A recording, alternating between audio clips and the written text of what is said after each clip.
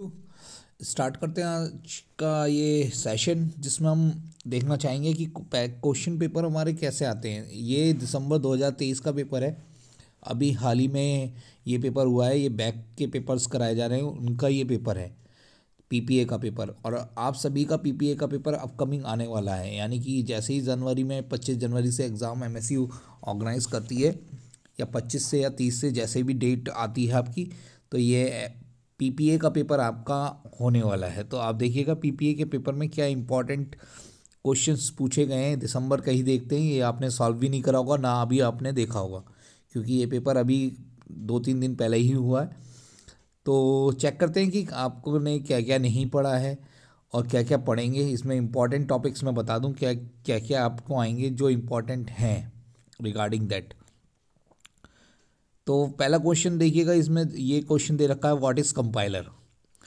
आप लिख सकते हैं कंपाइलर क्या करता है। आपने प्रोग्राम चलाया भी होगा सी में, आपने कंपाइलर से कैसे करते हैं हम कन्वर्ट।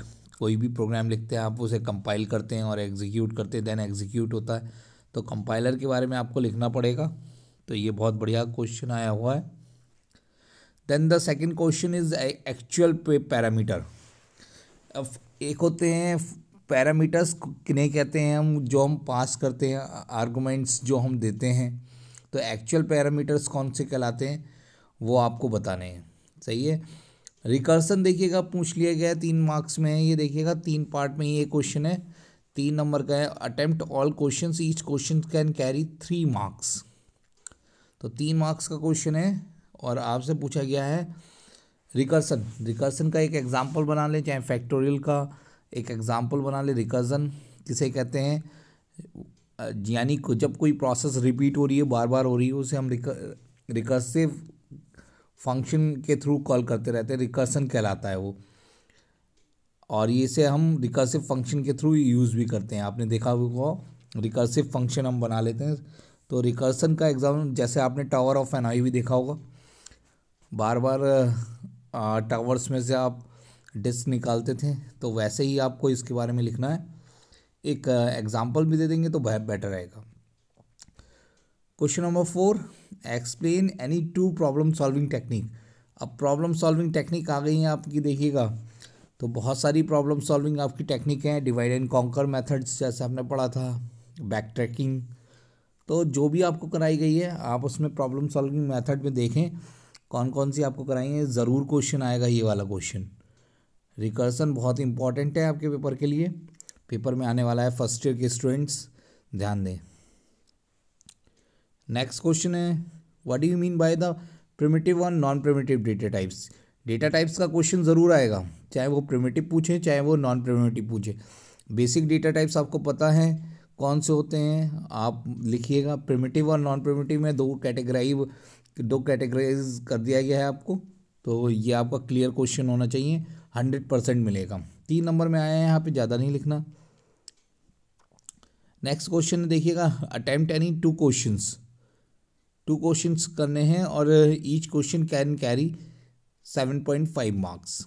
तो लूप्स वेरी इंपॉर्टेंट। लूप कौन कौन से होते हैं आपने पढ़ा भी होगा, while loop, do while loop और फॉर लूप। 3 आपके लूप है मेन, ज़्यादातर हम फॉर लूप का यूज़ करते हैं। How can do while loop very from while loop. Difference पूछ लिया, देखिएगा देयर इज़ अ डिफरेंस, यहाँ पे डिफरेंस पूछा गया है। तो वाइल लूप और डू वाइल लूप में क्या ऐसा डिफरेंस होता है, क्या क्या डिफरेंसेस हैं आप लिख सकते हैं शायद। वाइल लूप में सबसे पहले अगर आप देखें एक आध डिफरेंस, तो मेजर डिफरेंस यही है कि वाइल लूप में आप अगर कंडीशन फॉल्स हो गई तो आप एग्जीक्यूट कुछ नहीं कर सकते, लेकिन डू वाइल लूप में चाहे कंडीशन ट्रू हो चाहे कंडीशन फॉल्स हो, एक बार तो लूप चलेगा ही चलेगा, do loop. Then check the condition. तो आप इसमें बहुत सारे डिविजन्स कर सकते हैं अकॉर्डिंग जैसे आपको कराए हैं। Second question is if else statement. देखिएगा कितना बढ़िया क्वेश्चन 7.5 नंबर में पूछ रखा है। इफ एल्स स्टेटमेंट को कैसे हम एक्सप्लेन कर सकते हैं।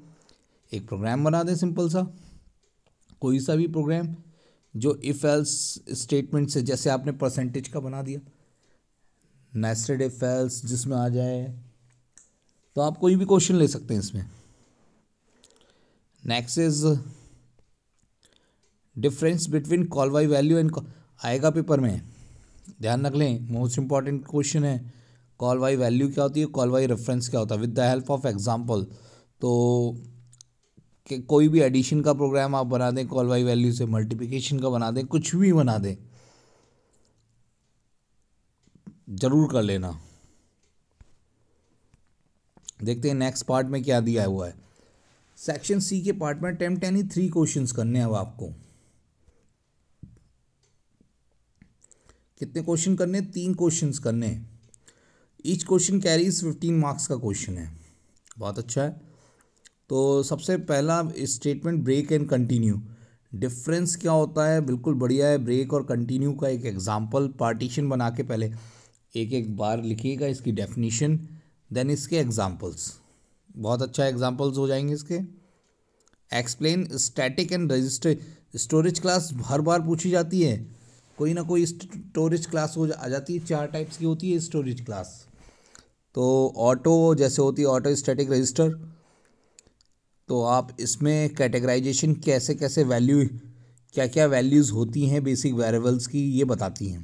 तो पढ़ लेना इन्हें, अच्छा है पेपर में पॉइंट ऑफ व्यू से। ब्रेक और कंटिन्यू ज़रूर पढ़िएगा, इनमें से एक मिलेगा आपको। What are the advantage of C languages, कर लेना, अच्छा क्वेश्चन है।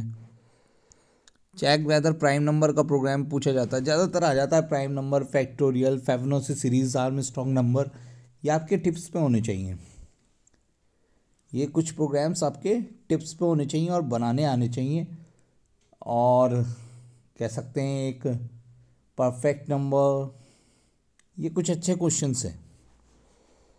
Sum of series,